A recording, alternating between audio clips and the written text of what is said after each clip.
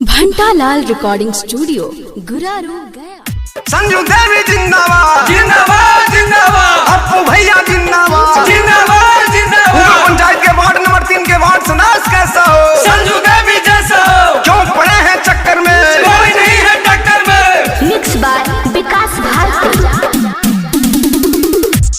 अगमई किन कर गड़िया किन कर झंडवा उड़ते आवैना, अगमई कौन भैया के नारा सगरो लागते आवैना।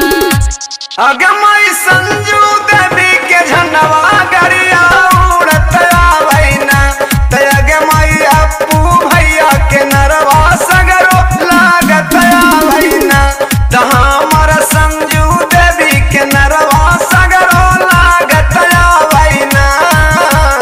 अगमई कौनी पंचायतवा से भैया खाड़ हाथीना, अगमई ना के जीतावे लोग तैयार हाथीना, अगमई ना के जीतावे लोग तैयार हाथीना।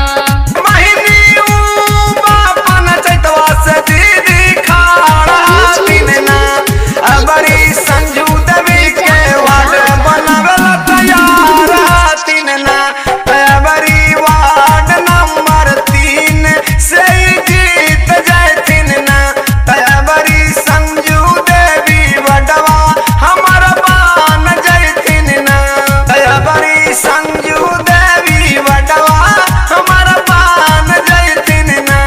भैया कौनी चुनाव चिन्हवरी जीतत हाथीना, भैया कौनी चुनाव चिन्हव के जीतत हाथीना, भैया कौनी नंबरवा पे अब के जीतत हाथीना, भैया कौनी नंबरवा पे अब के जीतत हाथीना।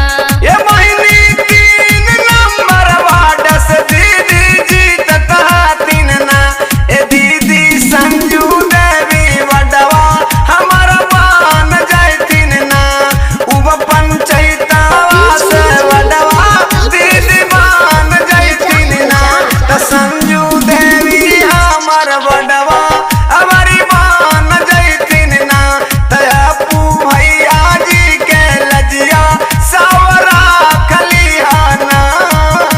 Mix by Vikas Bharti.